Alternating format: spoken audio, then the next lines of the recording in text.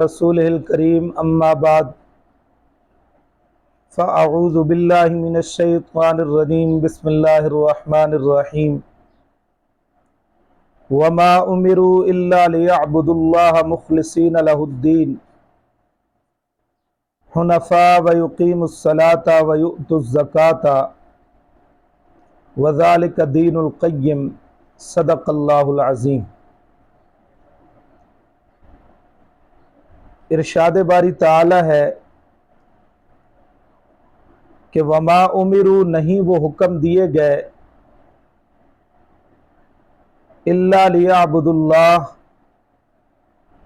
مگر چاہیے کہ وہ عبادت کریں اللہ کی، مخلصین لہ الدین، خالص کرتے ہوئے اسی کے لیے پکار، حنفاء یکسو ہو کر، ویقیموا الصلاۃ، اور قائم کرتے رہیں نماز، وَيُؤْتُوا الزَّكَاةَ، اور ادا کرتے رہیں زکوٰۃ، وَذَلِكَ دِينُ الْقَيِّمِ، اور یہی سچا دین ہے۔ اس آیت کریمہ کے اندر تین چیزیں قدر تفصیل کے ساتھ بیان کی جائیں گی۔ نمبر ایک، مخلصین لہ الدین، اخلاص کے متعلق۔ نمبر دو، حنفاء، اور نمبر تین، ذالک دین القیم۔ پہلی چیز اخلاص، کہ نہیں وہ حکم دیے گئے مگر تاکہ وہ عبادت کریں اللہ کی، خالص کرتے ہوئے اسی کے لیے پکار۔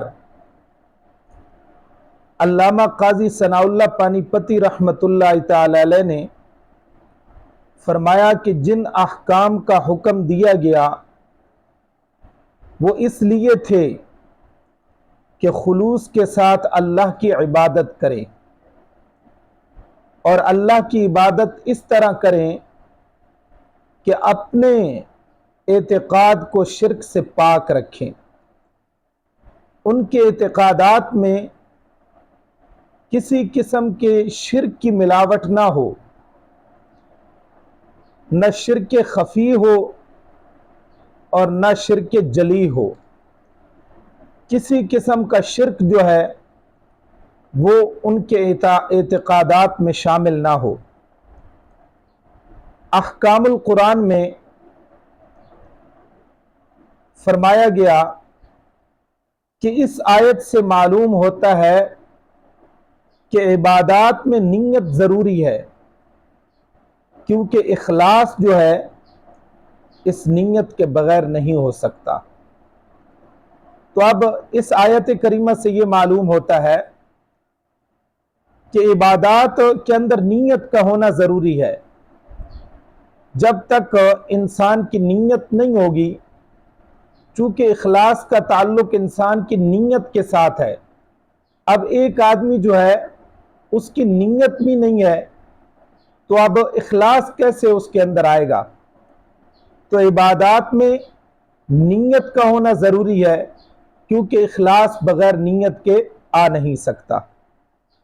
اسی طرح امام ابو بکر رازی رحمۃ اللہ تعالی علیہ فرماتے ہیں کہ اس میں اخلاص کا حکم ہے کہ عبادات میں کسی دوسرے کو شریک نہ کیا جائے، یعنی اس آیت کریمہ میں اللہ تبارک و تعالی نے اخلاص کا حکم دیا ہے کہ خالص کرتے ہوئے اسی اللہ تبارک و تعالی کے لیے پکار، تو عبادات میں کسی کو دوسرے کو شریک نہ کیا جائے۔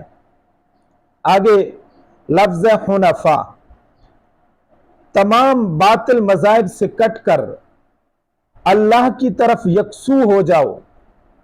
سید محمود آلوسی رحمۃ اللہ تعالی علیہ فرماتے ہیں، حنیف کہتے ہیں تمام عقائد رذیلہ، گندے عقائد سے مائل ہو کر اسلام کی طرف آ جانا۔ تمام جو گندے عقائد ہیں، شرکیہ عقائد ہیں، کفریہ عقائد ہیں، ان سے مائل ہو کر، ان کو چھوڑ کر اسلام کی طرف آ جانا، اس کو حنیف کہتے ہیں۔ تو یہاں مراد حنفاء سے مذہب ابراہیم علیہ السلام ہے۔ کہ جس طرح انہوں نے تمام مذاہب سے برات کر کے اللہ کی طرف متوجہ ہو گئے تھے، اسی طرح یہاں حکم دیا جا رہا ہے تم بھی ایسا کرو۔ آگے ہے وَذَلِكَ دِينُ الْقَيِّمِ، یعنی محمد الرسول اللہ کی زبانی جو حکم دیا گیا یہی انبیاء اکرام علیہ السلام اور گزشتہ صلحاء کی جماعت کا دین تھا، یہی سچا دین ہے۔ جب خلیل بن احمد رحمت اللہ تعالی علیہ سے دین القیم کا معنی پوچھا گیا تو انہوں نے فرمایا قیمتن اور قیمن اور قائمن تینوں کا ایک ہی معنی ہے، یعنی یہی دین ہے ان لوگوں کا جو توحید پر قائم ہیں۔ حضرت قتادہ رحمت اللہ تعالی علیہ فرماتے ہیں کہ اس آیت کا مطلب یہ ہے کہ کتاب یعنی قرآن مجید مضبوط اور سچا دین ہے، اس میں کسی قسم کی کوئی غلطی وغیرہ نہیں ہے۔ ایک دوسری آیت کریمہ ہے اللہ تبارک و تعالی سورہ حج کے اندر، اللہ تعالیٰ فرماتے ہیں لَن يَنَالَ اللَّهَ لُحُومُهَا وَلَا دِمَاؤُهَا وَلَكِن يَنَالُهُ التَّقْوَى، کہ خدا تعالیٰ تک نہ ان کا گوشت پہنچتا ہے اور نہ خون، بلکہ اس تک تمہاری پرہیزگاری پہنچتی ہے۔ حضرت عبداللہ بن عباس، اس آیت کریمہ کا شان نزول حضرت عبداللہ بن عباس رضی اللہ تعالی عنہما سے روایت ہے کہ قربانی کرنے کے بعد مشرکین مکہ قربانی کا خون کعبہ پر چھڑکتے اور گوشت کے ٹکڑے وہاں بکھیرتے تھے۔ مسلمانوں نے بھی ایسا کرنے کا ارادہ کیا تو اس پر یہ آیت کریمہ نازل ہوئی۔ مطلب آیت کریمہ کا یہ ہے کہ قربانی ایک عظیم عبادت ہے، مگر یہ قربانی مقصود نہیں ہے، کیونکہ اللہ تبارک و تعالیٰ کے پاس نہ اس قربانی کا گوشت پہنچتا ہے اور نہ ہی خون۔ قربانی اور تمام عبادات کے اندر مقصود یہ ہے کہ اس عبادت کے ضمن میں حکم ربانی کی بجا آوری ہو اور ساتھ میں اخلاص۔ اگر عبادات میں اخلاص نہیں ہے تو یہ عبادات کی صرف صورت اور ڈھانچہ ہوگا، اس کی روح جو ہے وہ غائب ہوگی۔ اور اس آیت کریمہ میں اس بات کی طرف بھی اشارہ کیا گیا کہ عمل کے قبول ہونے کے لیے تقوی اور اخلاص کی ضرورت ہے۔ اگر یہ چیز موجود نہیں، عمل میں نہ تقوی ہے اور نہ اخلاص ہے، نہ للہیت ہے، تو وہ عمل اللہ کے دربار میں قبول نہیں ہوتا۔